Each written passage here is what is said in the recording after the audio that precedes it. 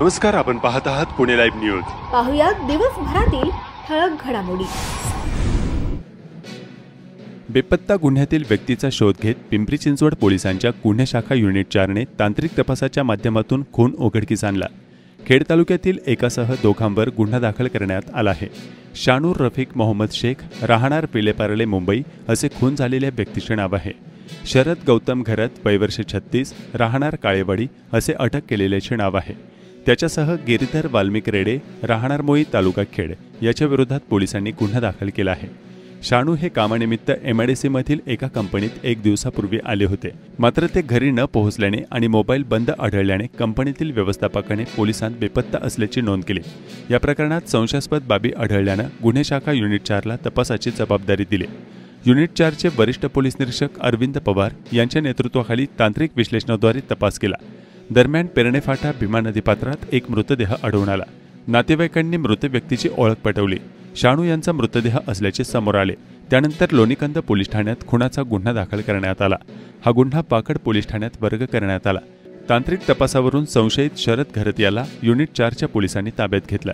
त्याने मयत शानू याला जेवणाच्या बहाण्याने काळेवाडी येथे बोलावून घेतले।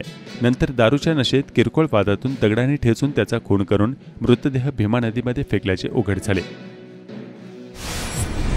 खेड तालुक्याच्या पश्चिम भागात दमदार पाऊस सुरू आहे। चास व कडूसला जोडणारा पूल पाण्याखाली गेल्यामुळे वाहतूक ठप्प झाली आहे।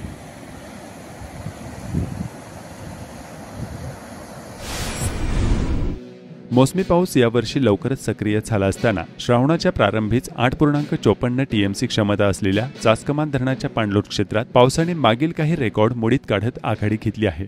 धरणाच्या पाणलोट क्षेत्रात सतत संततधार बरसात केल्याने चासकमान धरण 92.47% म्हणजे 7.96 TMC इतके भरले आहे। खेड तालुक्याच्या पश्चिम पट्ट्यात दमदार पाऊस सुरू असल्याने भीमा व आरळा नदीत दुधडी भरून वाहू लागली आणि धोक्याची पातळी ओलांडली।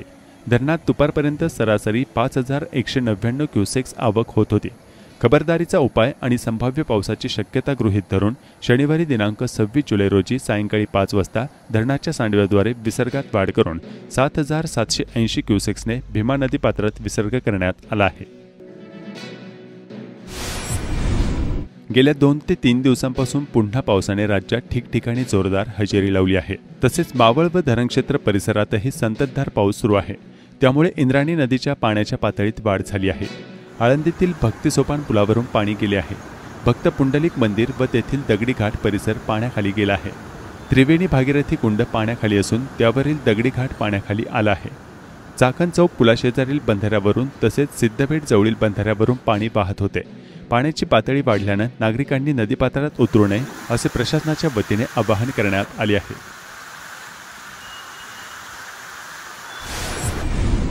मुंबई पुणे एक्सप्रेस वेवरील प्रवास अवजड वाहतुकीने सुरक्षित नसल्यावर शिक्कामोर्तब करणारी आणखी एक घटना समोर आली आहे। शनिवारी 26 जुलै रोजी मुंबई पुणे द्रुतगती मार्गावर खोपोलीजवळ एक भीषण अपघात झाला। ब्रेक फेल झाल्याने एका कंटेनरने 25 ते 30 वाहनांना धडक दिली। या अपघातात 30 ते 35 जण जखमी झाले असून एका महिलेचा मृत्यू झाला। या अपघातातील मृतांचा आकडा वाढण्याची शक्यता आहे। सदरचा अपघात मुंबई पुणे द्रुतगती मार्गावर खोपोलीच्या हद्दीत झाला।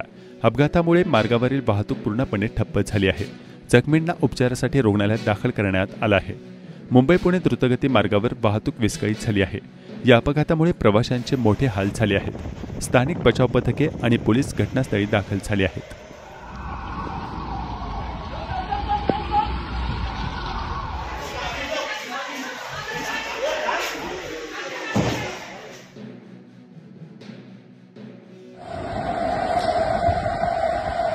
पेशंट MGMला शिफ्ट केलं जातं। पेशंट MGMला शिफ्ट केलं।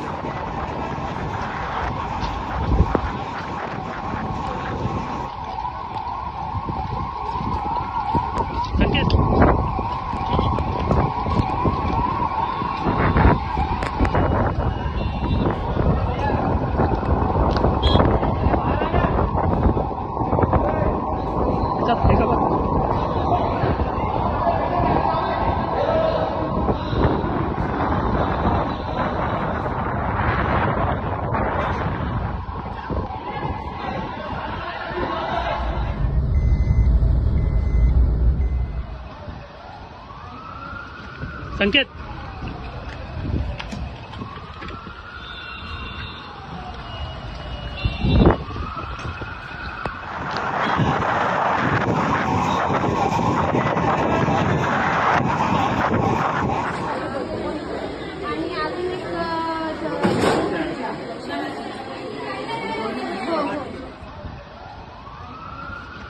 संकेत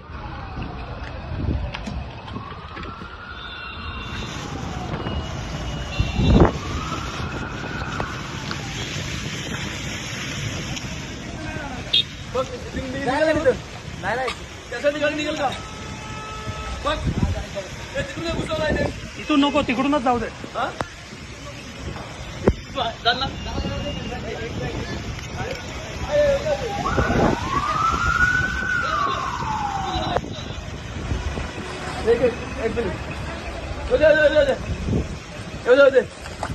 एकच लाईन चालू ठेवला पाहिजे. एक लाईन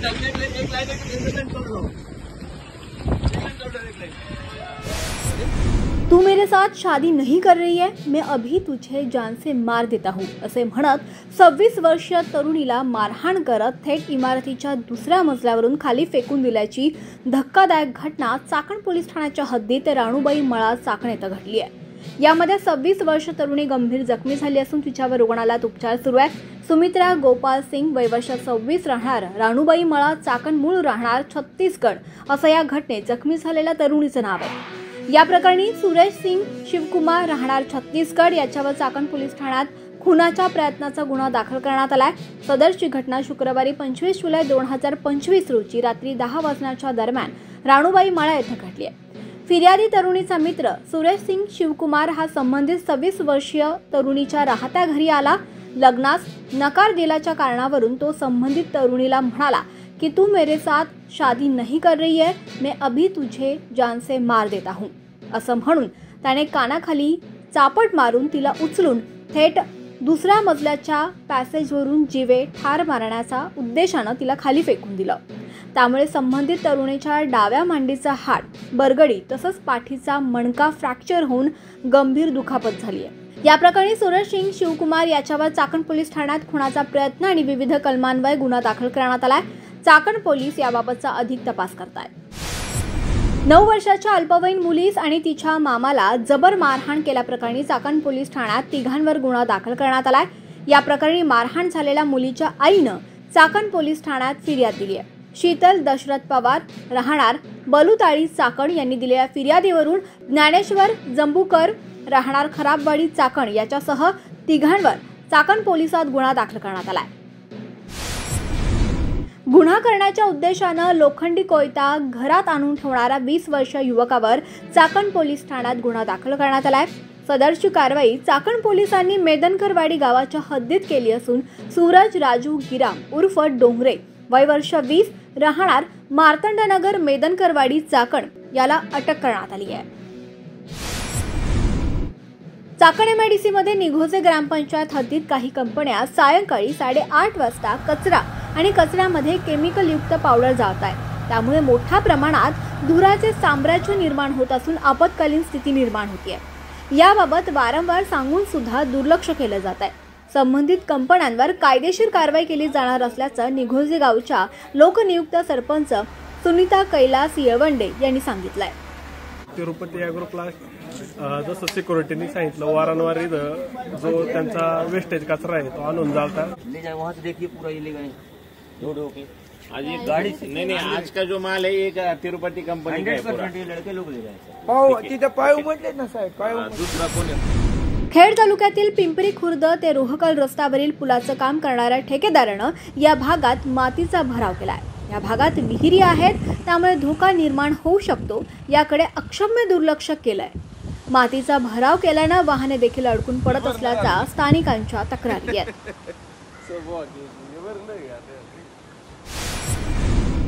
संत ज्ञानेश्वर माऊलींच्या 750व्या जन्मोत्सव महोत्सवी वर्षानिमित्त आळंदी देवस्थानने संत ज्ञानेश्वर महाराजांच्या मंदिराच्या कळसाला गोकुळ अष्टमी आणि माऊलींच्या जन्मदिनी 11 किलो सोने बसविण्याचा संकल्प केला आहे.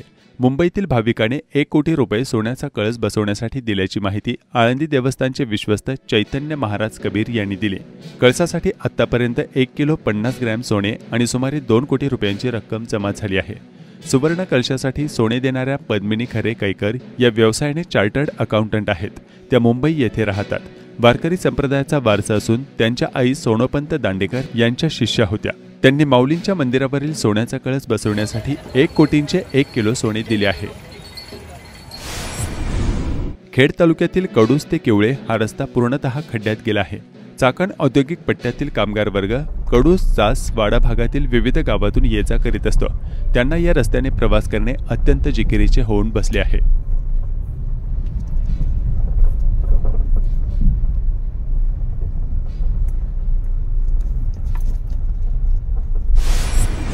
प्रधानमंत्री जनमन योजनेच्या माध्यमातून शिवे तालुकाखेड येथील आदिवासी समाजातील कातकरी कुटुंबांना हक्काचे घरकुल मंजूर झाले आहे.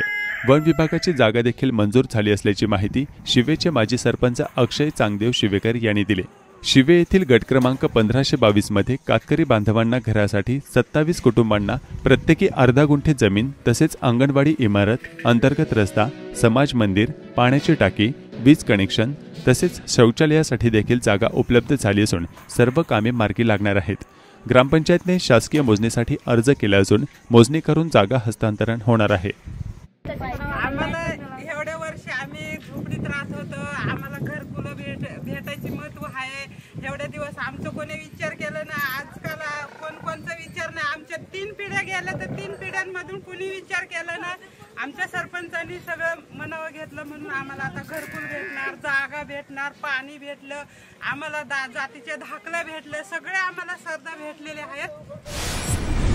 पुणे शहरातील वाहतूक कोंडी कमी करण्यासाठी पुणे ते अहिल्यानगर आणि तळेगाव चाकण ओरुळी असे 2 नवे रेल्वे मार्ग अस्तित्वात येणार आहेत. पुणे ते अहिल्यानगर या मार्गात वाघोलीवरून वढू बुद्रुक, शिक्रापूर तसेच अन्य मार्गाद्वारे अहिल्यानगरपर्यंत रेल्वे जाणार आहे. या मार्गात एकूण 8 रेल्वे स्थानके स्टेशन असतील अशी माहिती उपमुख्यमंत्री आणि पुणे जिल्ह्याचे पालकमंत्री अजित पवार यांनी पत्रकारांना दिली. वाहतूक कोंडीतून मार्ग काढण्यासाठी 2 पर्यायी रेल्वे मार्ग तयार करण्यात येत असून त्याबाबत पुण्यात सर्किट हाऊस येथे चर्चा करण्यात आली. त्याबाबत पवार यांनी माहिती दिली. पुणे शहरातील वाहतूक कोंडी सोडवण्यासाठी 2 रेल्वे प्रकल्प प्रस्तावित केले आहेत. त्यात तळेगाव चाकण ओरुळी तर पुणे अहिल्यानगर या दोन्ही नवीन प्रस्तावित रेल्वे प्रकल्पांसाठी भूसंपादनाबाबत जिल्हाधिकाऱ्यांना सूचना देण्यात आल्या आहेत. त्यांनी कार्यवाही देखील सुरू केली आहे. पहिला रेल्वे प्रकल्प 4 वर्षात तर दुसरा प्रकल्प 5 वर्षात पूर्ण करण्याचे नियोजन आहे. तळेगाव हे मावळ तालुक्यात येते. लोणावळा, कर्जत, तळेगाव, पुणे ही पारंपरिक रेल्वे लाईन पूर्वीपासूनच सुरू आहे. आता नवीन प्रस्तावित रेल्वे प्रकल्पानुसार तळेगाववरून चाकण, चाकणवरून वाघोली, वाघोलीवरून उरुळी आणि उरुळीवरून सोलापूर पुणे रोडवर रेल्वे मार्ग जोडला जाणार आहे. तळेगाव उरुळी हा प्रकल्प साधारण 75 किलोमीटर लांबीचा असून पूर्णपणे नवीन रेल्वे मार्ग होईल. दुसरा एक मार्ग मिरज रोडवरून मिरज रेल्वेला जोडला जाणार आहे असे उपमुख्यमंत्री पवार यांनी माध्यमांना सांगितले. दुसरा रेल्वे प्रकल्प वाघोलीवरून वढू बुद्रुक, शिक्रापूर, अहिल्यानगर या मार्गे जाणार आहे. प्रस्तावित पुणे ते अहिल्यानगर रेल्वे मार्ग करताना तळेगावपासून चाकण, आळंदी, वाघोली, शिक्रापूर, रांजणगाव, सुपे, चास व अहिल्यानगर असा केला जाणार आहे. यात एकूण 8 स्टेशन असतील. यामुळे चाकण, शिक्रापूर, रांजणगाव तसेच अहिल्यानगर या औद्योगिक पट्ट्यांना रेल्वेचा फायदा होणार आहे. त्यासाठी तळेगाव ते उरुळी कांचन हा 75 किलोमीटरचा मार्ग नव्याने करण्यात येणार आहे. हा मार्ग सोलापूर मार्गाला जोडण्यात येणार आहे. त्यासाठी भूसंपादन करण्यात यावे असा प्रस्ताव रेल्वे मंत्रालयाने दिलाय. संपादित करण्यात येणाऱ्या जमिनीच्या मोबदल्यात शेतकऱ्यांना योग्य तो दर दिला जाईल. संपादन लवकरच सुरू करण्यात येणार असून यासंदर्भात जिल्हाधिकाऱ्यांना निर्देश देण्यात आले आहेत. हे काम पुढील 4 वर्षात पूर्ण करण्यात येणार आहे. यासाठी तळेगाव येथे न्यू तळेगाव व उरुळी कांचन येथे नवीन स्टेशन उभारले जाणार आहे असे अजित पवार यांनी माध्यमांना सांगितले. चाकण औद्योगिक पट्ट्यातील वाहतूक कोंड्या आणि पायाभूत सोयी सुविधांच्या समस्यांमुळे औद्योगिक क्षेत्रातील कंपन्या आणि कर्मचारी यासह वाहन चालक अक्षरशः हैराण झाले आहेत. त्याकरिता मुख्यमंत्री देवेंद्र फडणवीस यांच्या उपस्थितीमध्ये बैठक घेण्यासाठी पुढाकार घेण्यात येईल असे आश्वासन भाजपा आमदार महेश लांडगे यांनी दिले. चाकण औद्योगिक क्षेत्रातील विविध संघटनांचे प्रतिनिधी आणि आमदार लांडगे यांची बैठक झाली. यावेळी फेडरेशनचे सचिव दिलीप बटवाल, ट्रॅफिक मुक्त चाकण कृती समितीचे प्रशांत टोपे, गणेश नाणेकर, प्रतीक जाधव व त्यांचे सहकारी उपस्थित होते. राज्याचे मुख्यमंत्री देवेंद्र फडणवीस यांच्यासोबत औद्योगिक कंपन्यांचे शिष्टमंडळ घेऊन बैठक लावण्याचे आश्वासन आमदार लांडगे यांनी दिले. शुक्रवारी दिनांक 25 जुलै रोजी संत श्रेष्ठ ज्ञानेश्वर महाराज संजीवन समाधी दर्शनासाठी नातवंडांसोबत दर्शनाला आलेल्या ज्येष्ठ भाविक बेशुद्ध झाले. प्रसंगावधान दाखवत भाविकास शुद्धीत आणण्यासाठी प्राथमिक उपचार करून रुग्णवाहिकेतून भाविकास उपचारासाठी आळंदी रुग्णालयात नेण्यात आले. आळंदी रुग्णालयातील उपचारानंतर त्यांना घरी सोडण्यात आले. सदर भाविक परभणी येथील असल्याचे सांगण्यात आले. राजगुरुनगर येथे हुतात्मा स्मृती शिल्पस्थळावर कारगिल विजय दिवस साजरा करत शहीद जवानांना पुष्पचक्र वाहून मानवंदना देण्यात आली। याप्रसंगी माजी आमदार दिलीप मोहिते, भाजपचे शिवाजी मांदळे, माजी सैनिक सेलचे पदाधिकारी व खेड तालुक्यातील माजी सैनिक उपस्थित होते। कारगिल विजय दिवसाच्या निमित्ताने योद्धा माजी सैनिक संघटना राजगुरुनगर आणि शहीद राजगुरू शासकीय औद्योगिक प्रशिक्षण संस्था राजगुरुनगर यांच्या समन्वयाने कारगिल विजय दिवस संपन्न झाला। योद्धा माजी सैनिक चॅरिटेबल ट्रस्टचे अध्यक्ष साहेबराव जाधव यांच्या समवेत माजी सैनिक उपस्थित होते। शासकीय विश्रामगृह पुणे या ठिकाणी खेड तालुक्याचे माजी आमदार दिलीप मोहिते यांच्या सूचनेनुसार बैठक पार पडली। त्यावेळी चाकणची ट्रॅफिक समस्या व खेड तालुक्यातील शेतकऱ्यांचे प्रश्न यावर चर्चा करण्यात आल्याची माहिती राष्ट्रवादीच्या पदाधिकाऱ्यांनी दिली। श्रावणानिमित्ताने एसटीच्या पुणे विभागाकडून जादा गाड्या सोडण्याचे नियोजन करण्यात आले आहे। भीमाशंकर ते पार्किंग या दरम्यान भाविकांसाठी 50 गाड्या सोडण्यात आल्या आहेत, तर शिवाजीनगर, खेड, मंचर डेपोतून नियमित 30 गाड्या धावणार आहेत। अशा एकूण 80 एसटी बस गाड्या भीमाशंकरसाठी धावणार आहेत।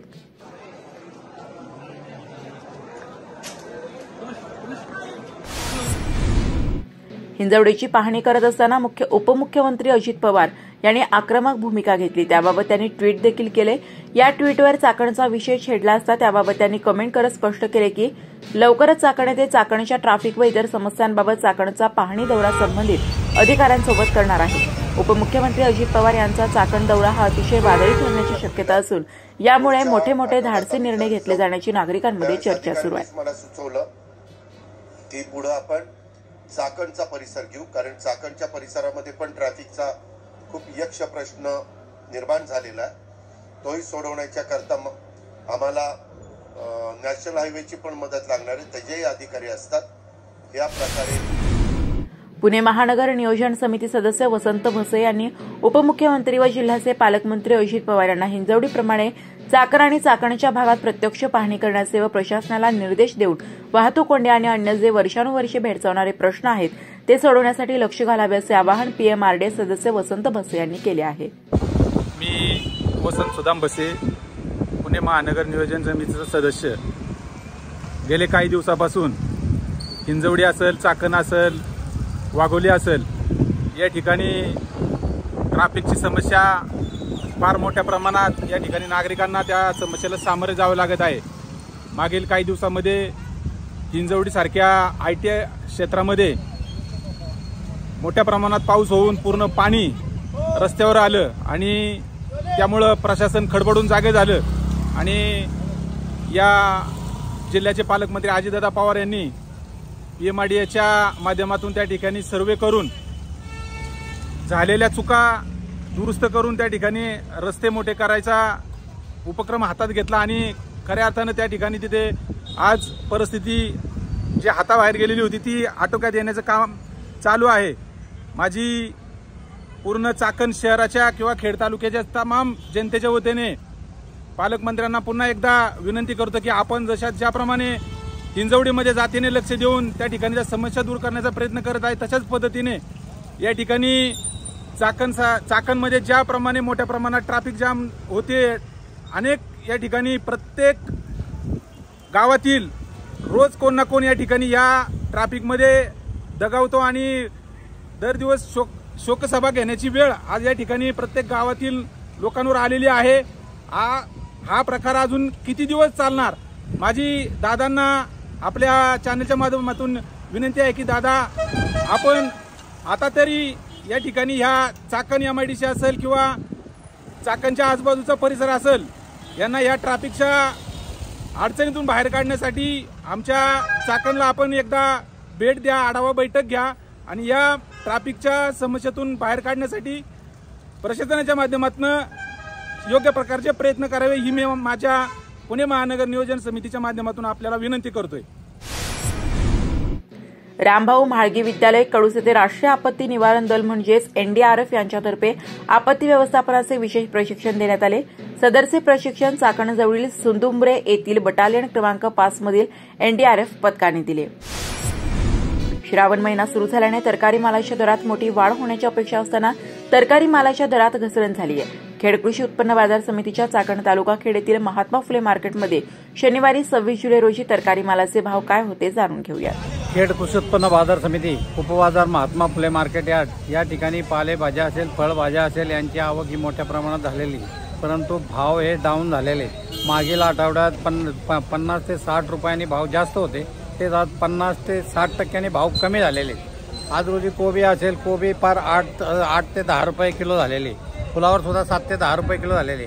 वांग्याचे भाव सुद्धा 60-70 रुपये किलो होते, ते आज वांगी 10 रुपये ते 15 रुपये किलो आहे। टमाट्याचे भाव मागील आठवड्यामध्ये भाव एकदम कमी झालेले होते, परंतु आता टमाट्याचे भाव वाढलेले आहेत। टमाटे 30 ते 35 रुपये किलो झालेले।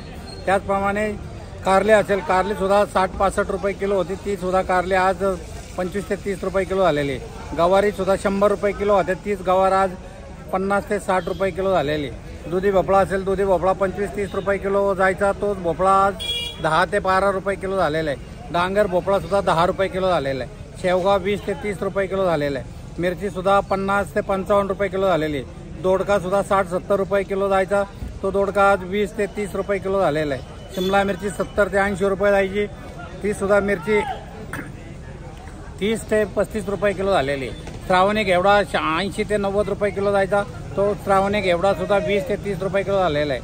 वालवर सुद्धा 90 ते 100 रुपये जायची, ती वालवर सुद्धा आज रोजी 20 ते 25 रुपये किलो झालेले। चवळी सुद्धा त्या तसेच परिस्थिती आहे, चवळी सुद्धा 40-50 रुपये किलोची चवळी 20 ते 25 रुपये किलो आहे। तोंडल्याचे 30 परिस्थिती झालेली, तोंडली सुद्धा 20-25 रुपये किलो झालेले। राजम्याचे सुद्धा भाव कमी झालेले, राजमा सुद्धा 50 ते 60 रुपये किलो झालेले। पावटा सुद्धा 90 रुपये किलोचा पावटा आज 20 ते 30 रुपये किलो झालेला आहे। भेंडी सुद्धा एकदम भाव कमी झालेले, भेंडी 50-55 जात होती, तीच भेंडी आज 20 ते 25 रुपये किलो आहे। गाजर सुद्धा कमी झालेले, गाजर सुद्धा 20 ते 25 रुपये किलो आलेले। तशीच परिस्थिती घोसाळ्याची सुद्धा झालेली, घोसाळे सुद्धा 20 ते 25 रुपये किलो आलेले। बीट 10 ते 12 रुपये किलो झालेले, काकडी सुद्धा 10 ते 15 रुपये किलो झालेले। पापडी सुद्धा 30 ते 35 रुपये किलो झालेले। वाटाण्याचे भाव सुद्धा 100 ते 120 रुपये किलो होते, तोच वाटाणा आज रोजी 60 ते 70 रुपये किलो झालेला आहे। सर्वसाधारण फळभाज्यांची ही स्थिती आहे। त्याचप्रमाणे पालेभाज्या असेल, पालेभाज्याचे भाव तर डाऊनच आहेत। मेथी सुद्धा 10 रुपयाला गड्डी आहे। त्याचप्रमाणे कोथिंबीर सुद्धा 10 ते 12 रुपयाला गड्डी झालेली आहे। त्याचप्रमाणे पालक असेल, पालक सुद्धा 5 ते 6 रुपयाला गड्डी आहे। त्याचप्रमाणे शापू असेल, शापू सुद्धा 5 ते 6 रुपयाला गड्डी आहे। श्रावण महिना असून सुद्धा भाव वाढायला पाहिजे होते, परंतु भाव गडगडलेले ते। धन्यवाद। आपण पाहत होतात पुणे लाईव्ह न्यूज। भेटूयात उद्याच्या बातमीपत्रात।